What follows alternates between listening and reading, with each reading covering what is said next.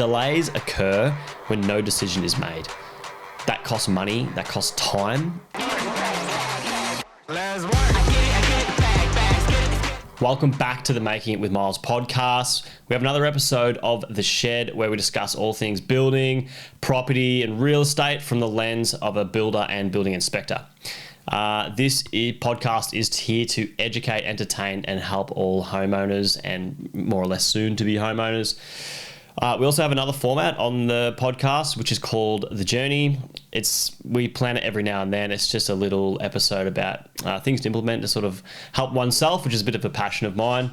On this specific episode, we will be discussing the steps to consider when undertaking a renovation project. So if you're somebody looking at doing a renovation project, an extension, all those types of things, and you're going to engage a builder, this will lay out the steps to undertake to make sure the process runs as smoothly as possible. Please, if you find value, like, subscribe, give us a follow so you can be notified of any future episodes. If you're listening and you see some value for somebody else, please share it out. We're here to educate as many people as possible and make some sort of impact, which is much appreciated. So sit back and hope you enjoy. Okay, steps to consider when undertaking a renovation project. Now, if you follow these simple steps, it will give you a good runway and a smooth transition for the renovation project. It's not a must-do, but if you can implement these ideas and concepts, it will help immensely with the relationship and the construction process and all the good things that go with it. So let's get into it. Step one, we call the pre-design. The reason why we have the pre-design, it's having no clue about what you're actually going to build, functionality and how it looks, is pretty well a complete waste of time. No one else can tell you what you want. You have to have some sort of idea put in place. Now, creating such things as like inspiration boards, a booklet, even a folder on your phone about the project is critical to help the professional team that you're about to engage get you set up for success. Okay. Now, ways in which you can go about that is that I like to use during my time as a builder is get my clients to head to Pinterest. All right. You can scroll on there for years, finding inspiration and crazy ideas of all these cool things that you like. So what we would do is get onto Pinterest, create a board for your project. Look out for things like the functionality, colors, materials, just some quirky ideas of things that you would like and how things would operate, how it would look for the job you have at hand, okay? So after you have that board together and you're sort of inspired, the next process is step 2, which is the pre-construction consultation. Now, pre-construction consultation is very important because it can save you thousands and thousands of dollars and heartache, okay?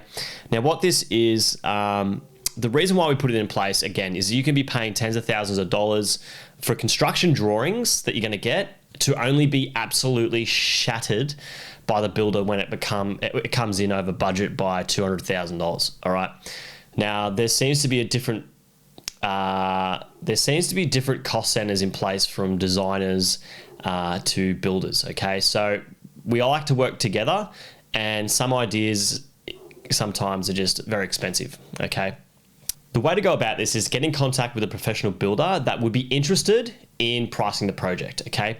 Not all builders are pricks. Some are most likely comfortable to come out and at least have a consultation with you and a chat, okay?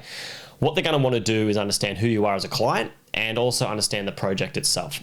Once you get in contact with this builder that's happy to come out and have a conversation with you, you need to discuss the functionality, okay? You need to also discuss your budget expectations and then show them your inspiration board of what you've put together, okay? Based on these kind of 3 elements, the builder will have a good idea of exactly, to a degree, what you want, how it can potentially look, and some issues that they might come up with. If you are well under budget, the conversation is pretty easy at that moment. The builder just says, it's going to be around this based on what they've done before. It's just a guesstimate. Okay, or they might say, I'm sorry, but that budget will get you half the job. So then you can really pull yourself back. You're not wasting money with a designer, and you can understand, all right, how do I get what I want? And you can really pull it back to a more functional sort of process. Or you might have to sack it completely, which would suck. During this process, you need to be clear on the non-negotiables and the good to haves. Okay, so as you're having this discussion, have a chat about how they would be best designed for the project to meet the needs as best as practical. Take notes as this more or less, you'll collate this for the designer, okay? What the builder will deliver you in this process is practical building methods, affordable building solutions, some interesting ideas from their point of view, the things to do and the things not to do when you're having the discussion with your architect or designer, okay? So you've got your inspiration board, you've had the discussion with your builder or a builder to understand the functionality and things you're going to come up with. The next step is step 3, which is engaging your architect and your architect or designer, okay? Now, it is necessary to engage these individuals because you need drawings in place to implement your building permit process. The way in which you can find a good architect and drafty or designer, you can just go out, have a chat to these individuals themselves, have a chat to some local builders and see who they sort of use often. That sort of works well with the local builders. And you should get a good grasp on that. You'll get a fee agreement from them and then you can implement them on your project. Now you're having a conversation with the architect and you're listing out all the non-negotiables and you're also listing out the ideas that you've come up with the builder and you're also listing out, the good to haves. What the architect can do from there is do what they are specialists at, which is collating all the design processes and making your ideas come to life in a way that's going to look sexy because they are very talented at that process. Builders, we know how to build stuff, but we're not the best at design, I must say. So they can help you with that process of getting all your ideas together. Be sure to just pull them back every now and then when they start going crazy with some of their interesting ideas and concepts that they have, because it can add a fair bit of cost to the construction project. So just be mindful of that, but have that conversation with the architect about your budget expectations. If it's a low end, if it's mid, if it's high, all that sort of stuff. So they can have the freedom to play around with those design elements and give you a product that is going to be fair and reasonable within your expectations. During this process, an engineer is going to be engaged to undertake the structural drawings for the project. I always highly recommend during this process, before you get finalized documentation, which would go towards a building permit, it's best to have the builder have a chat with the engineer about some building methodology that would be practical for that sort of property in particular, that's affordable and easy to implement, okay? Ensure that you've made accessible locations for the engineer to come out. He's not just assuming what goes where, because most properties, everything's covered up. So cut some holes out in the ceilings, in the walls, in the floor, wherever, so that they can get a good understanding of what they're up for and design it accordingly. So you're designing it once with the best knowledge you have from the person that can potentially build it. So you're not going back and forth and it just becomes a mess. So ideally after this process, you will have a set of construction drawings and engineering drawing, soil reports, energy reports, all the things you need implemented to get a building permit.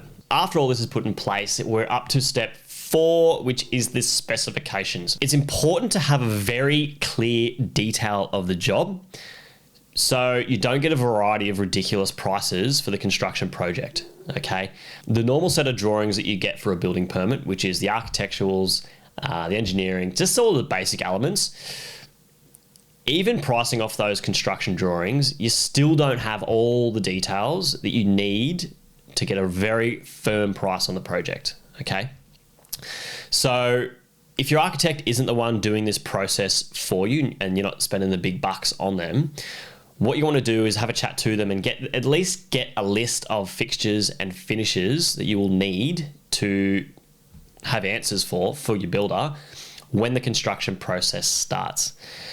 Now, you'll get a list which will include things like wall color paint, types of skirting, styles, colors, types of doors, colors, tile colors, types, types of shower screens, fixtures such as handles, tap set, absolutely everything. The reason why this is so important is that if you get a price from a builder, they can just throw in a mid-range, a high-end range, all these types of unknowns. The variable in cost can be significant between two parties. You ideally want everyone pricing off the same thing because it makes your life much easier to nominate who you're going to go with as a builder. Now, be mindful that this can change anytime. So when you get to the construction process, you can change it. That's okay. So you might know what you want and you might not know what you want. As long as you have something there you can sort of work with, then you can get the price right and you can adjust that accordingly towards the back end. Okay. Now the next step 5, is getting 3 quotes from builders. Okay. Now having 3 quotes based on very detailed documentation, you'll have the best chance to find a builder within your budget range. And because they're all pricing for the same one and they're all pricing with the inclusions, the best way to go about this is you want to be looking for obviously the builder that's come out to the job initially. You also want to look out for other friends and family that have had good relationships with good builders, the architects and drafties who they've come across as good operators, and just reach out to them, okay? What you've got in place though, which is very beneficial for the builder, is you have a full set of plans, documentations and specifications that they can to give you a nice solid budget for the project. Okay, so there's no unknowns, they can quote it accordingly, and everyone's getting the same documentation, so the prices that come back, ensuring that they've all included the same thing and their exclusions are very similar, your price is going to be very comparable. In this process, if you find some builders don't have any exclusions, the assumption is that they're including everything. Just be very clear with all builders that their inclusions and their exclusions are very similar, so you can get this number right, so you can make the right pick when it comes to getting your builder. Another thing to consider during this process, if you get the prices back from the 3 builders and they're all excessive and well above your budget, speak to these 3 builders and see what things they can implement to help bring the biggest cost down that can still meet your needs on the project, okay? So once you do this, just ensure that all builders get the opportunity to reprice the job. And an example here might be changing the types of tiling in a bathroom, okay? So you might be doing herringbone, cross pattern, some fancy tile with some ridiculous grout, and you might be charged 5 times what it could be if you just did a normal 600 by 600 tile. Just ensure that at least all builders get the opportunity to make those changes and adjust their price accordingly, because it is pretty easy to adjust a price that you've already spent many hours working on. And then that will give you a nice, fair and reasonable budget to work with. If they're all coming at the same price and the same budget and it's still coming down and the price is too much still, either you're going to have to sack the project or completely reinvent the wheel and pull sections of the job out itself. Obviously, it's a project that you cannot afford. Now, once you get all your 3 quotes back, then you are up to step 6, which is engaging your builder and undertaking a detailed qualification document, okay? Now, this is one of the most important things to have in place when engaging a builder to do your renovation works. The reason why, it's having a clear document that states absolutely everything that's going to be put in place for that project, and everything that you're not going to do is going to help ensure that your relationship and any disputes that come up with the builder are eliminated very quickly, okay? Expectations not met on a project is what destroys the relationship between the builder and the client.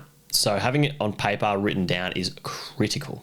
The builder should be able to provide a very detailed set of inclusions and exclusions that is broken down into areas of the project. What this will look like, the builder will step out clear areas of the scope of works to be precise on what they're including and what they're excluding. So for example, say you're doing a kitchen renovation and it's clear in the detailed tender qualification or detailed qualification document that no services are to be moved. They're going to stay in the wall and that's it. Okay, they're going to rip all the plaster off the wall, but everything stays. Cabinets come out, gets reinstated. Now, if for any reason they rip it off the wall and realize that we do need to move some services because they can't see the services, it's pretty clear that that'll be a variation and you just pay for that extra over of the works, okay? But it also might include in that detailed tender qualification document that have included the removal and any sort of modification of the services in the wall. So for example, if they do rip it off the wall and there are movement, they have to move it, well, there's no cost associated with it. So everyone's expectations are met. Okay, there's no conversation with, oh, I thought you knew you'd have to move it, and why are you charging me now? And it's just an absolute shit show. So we don't want any of that. You want to be very clear on exactly what's happening and what's not happening. So everyone's expectations are met and it's all signed off. So as you go through that contract signing process and you start paying deposits, you want that qualification document. You want to read through it line by line with the builder. You want to have that conversation. You want to tick it off. You want to initial it. Everyone is sweet. Now, once all the contracts are signed, everyone knows what's happening. The next and one of the most important is the step 7, which is simply the on-site operations. Now, the reason why this is important is in understanding how the operation will run. Again, needs to be understood to ensure expectations are met. Expectations are so critical in these relationships. If you didn't know, during a construction process, the builder is the one that runs the show. I know you may live in the house, but liability falls on the builder. You trip over halfway through a project and you smack your head on a nail that's sticking out, he is going to be the one liable. So you need to respect that as much as practical. And it's going to be a difficult time and it's going to be a pain in the ass living in a construction zone. So that being said, it's more or less about just being respectful of the 7 a.m. to 5:30 p.m. tradesman hours, which they all work. It's dusty, it's loud, it's wet, it's cold. And it's always going to need your input throughout the project. So just be helpful and respectful as much as possible, okay? Communication to everyone is going to be absolutely key. Communication with the builder is going to be absolutely key. It's going to mitigate so many problems, so many issues, okay? So if you have a builder that's in place and they're not really talking about what's going on or how it's going and all those types of things, you need to open up and have some conversations with them, okay? And the reason why we do that is because we want to ensure that your expectations are met. If you find during the construction process something doesn't seem right or look right to you or you don't like it, it's best to nip it in the butt ASAP. A wall, you don't like the height of it, you don't like the location of a window, do that at framing stage. You do not do that when the window gets installed. Have these conversations. All builders want is they want to have as much information as possible, build the job once, make sure you're happy, get paid and go home. All you want is you want what you want. Unfortunately, it's very difficult for some clients to understand what they want from paper. As builders, we can build it in our head and see it in 3D and walk around the room by looking at a piece of paper, where clients struggle with that a lot. So having that communication as you go through the building process is okay and it is expected. But you need to be respectful of it, okay? There's no point getting on the front foot saying, oh, I didn't think this. Oh, the door, this is stupid. That's stupid. Why is it like that? It just happens. As long as you have that conversation, it's important to get that done as soon as possible. Some of these items that you actually come up with, they might just be cost neutral. It's like, all right, fine, we'll hang the door the other way so everything works as you want. So not everything has a cost to it, but be mindful, some things may have a cost. What's good about that detailed documentation that you have, that it's going to be very obvious what's going to be a variation and what will not be a variation. So that's why that is so important to be a part of the construction process. Discuss getting samples to site. That is very beneficial for all parties, including the subcontractors. Most important thing is being able to make decisions. The biggest struggle in construction isn't the building itself, it's decisions to be made by the client, okay? Delays occur when no decision is made. That costs money, that costs time. It's what can slow the whole process down and it can cause absolute heartache. So simply to recap, if you follow these steps, it will give you the smoothest run you could possibly get. One, again, is the pre-design. Your Pinterest board, your inspiration, all your ideas, the functionality, how it looks, all that sort of good stuff. Number 2 is the pre-construction consultation. you get the builder out first to just have a once over of what you're going to do, what you're thinking, what your budget is. Here's your inspiration. Get a bit of a grasp of him and a feel out, and understand some items that you will need to go to the designer with to make the process easier for you to meet your budget. 3, you're engaging your architect to get it all drawn up. The engineering's all drawn up, everything ready for plans and permits. Number 4 is another important one, is the specification. So you need to sit down and ensure that you have a good grasp of all the little nooks and crannies, your taps, your baths, your paint colors, your skirting types, your door types, all the little details of whatever the project's going to be. You have a good understanding of at least what you're in for. And the reason being is up for number 5 is you're going to get your 3 quotes. These are going to be 3 quotes from 3 different builders, and they're going to be detailed because you have very detailed documentation. Number 6 is you're engaging one of those builders and you're getting that builder to create a detailed qualification document which sets out the inclusions and exclusions very specifically, so everyone knows what's going to happen and everyone's expectations are going to be met. And number 7 is simply the on-site operations, being respectful of the builder, understanding the trade's going to come through at 7 o'clock in the morning. Understand again that these expectations of how the operation is going to work isn't going to break your heart when you hear guys shooting nail guns at 7 a.m. in the morning and you're trying to get to work and it's freezing cold because there's no heating. Okay, so understanding all that. If you put all these in place, this will give you the best chance at achieving what you want, how you want it, at your budget, and within a reasonable time frame. Okay, so I hope this episode's helped, and that's it. It's that easy. Thanks again for joining us on this episode. If you have found any value in it, please share, subscribe. If you have any questions or you're looking to have any topics discussed, just simply search Myles Clark online and just get in touch with me. I'm sure I can help where I can. And see you on the next one.